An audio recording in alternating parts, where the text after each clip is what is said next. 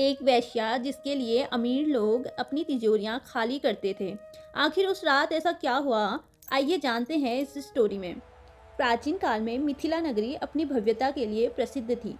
इसी नगरी में पिंगला नाम की एक गणिका रहती थी। उसकी सुंदरता की चर्चा दूर दूर तक थी।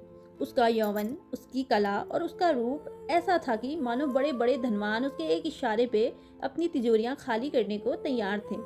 पिंगला का जीवन केवल एक ही लक्ष्य पे टिका था, वो था धन। उसके लिए प्रेम का अर्थ व्यापार था और मनुष्य केवल एक वस्तु। वह रोज शाम को 16 श्रृंगार करती, कीमती इत्र लगाती और अपने घर की दहलीज पर बैठकर किसी अमीर कामुपुरुष का इंतजार करती। शाम ढलते ही पिंगला ने अपने महल जैसे घर को दिए से सजाया। उसने आईने के सामने घंटों अपना श्रृंगार किया। आंखों में गहरा काजल, अधरों पे लाली और देह पे चंदन का लेप। उसने कीमती रेशमी वस्त्र पहने और भारी आभूषण। वह आज किसी विशेष की प्रतीक्षा में थी। कोई ऐसा धनवान कि जो उसकी सुंदरता की भारी कीमत चुका सके। रात के शुरुआती घंटों में पिंगला पूरे आत्मविश्वास के साथ बैठी रही। हर गुजरते रथ की आहट पर वह सजग हो जाती। वह अपनी मुस्कुराहट को और मोहक बना लेती। उसे यकीन था कि उसकी सुंदरता आज किसी न किसी को अपना दास बना ही लेगी। वह मन ही मन हिसाब लगाती कि आज कितना धन आएगा और वह उससे कितना नया गहना खरीदेगी। वह बार बार भीतर जाती, थोड़ा पानी पीती, अपना श्रृंगार ठीक करती और फिर बाहर आकर खड़ी हो जाती। उसके मन में युद्ध चल रहा था। क्या मुझ में अब वो आकर्षण नहीं रहा? क्या लोग मुझे भूल गए? अब आकाश में तारे कम होने लगे और ठंडी हवा चलने लगी। तब पिंगला के धैर्य का बांध टूट गया। वह पूरी तरह टूट चुकी थी।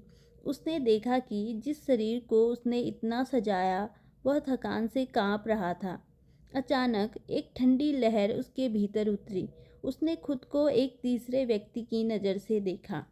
एक स्त्री जो चंद सिक्कों के लिए पूरी रात एक भिखारी की तरह सड़क पर टकटकी लगाए खड़ी रही। उसे अपनी स्थिति पर घृणा होने लगी। उसे महसूस हुआ कि वह कितनी गुलाम है। उसी क्षण पिंगला की बुद्धि जागृत हुई। उसके मन में एक बिजली सी कौंधी। धिक्कार है मुझ पर, मैं इस हाड़ मांस के पुतले के लिए इतनी तड़पी जो आज नहीं तो कल मिट्टी में मिल जाएगा। यदि मैंने इतनी व्याकुलता, इतनी एकाग्रता और इतनी तड़प उन करुणा सागर श्री कृष्ण के लिए दिखाई होती जो संसार के एकमात्र स्वामी हैं, तो वे मुझे कब का अपना बना चुके होते। वे तो वह प्रेमी हैं जो कभी धोखा नहीं देते, जो कभी बूढ़े नहीं होते और जो कभी छोड़ते नहीं। उसके भीतर एक अद्भुत वैराग्य पैदा हुआ।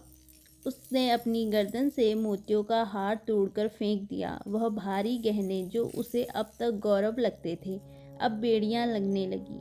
उसने अपने बिखरे हुए बालों की चिंता छोड़ दी और जमीन पर लेट गई। उसकी आंखों से अब वासना के नहीं बल्कि पश्चाताप और प्रेम के आंसू बह रहे थे।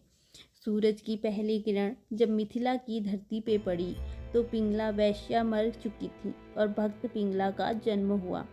उसने जान लिया था कि संसार की आशा ही नर्क है और भगवान की शरण ही परम सुख है। पिंगला के मन में वैराग्य की अग्नि जल उठी। उसने उसी क्षण अपने आभूषण उतार फेंके और हृदय के द्वार श्री कृष्ण के लिए खोल दिए। उसने एक अत्यंत प्रसिद्ध बात कही जो आज भी भागवत पुराण में दर्ज है।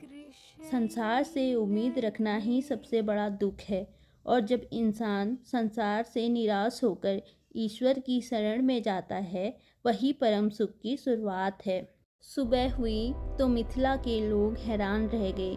जो पिंगला कल तक वासना का प्रतीक थी, आज उसके चेहरे पर एक अलौकिक तेज था। वह गलियों में कृष्ण का नाम जपते हुए घूमने लगी। उसकी भक्ति इतनी गहरी थी कि उसने अपने घर को ही मंदिर बना लिया।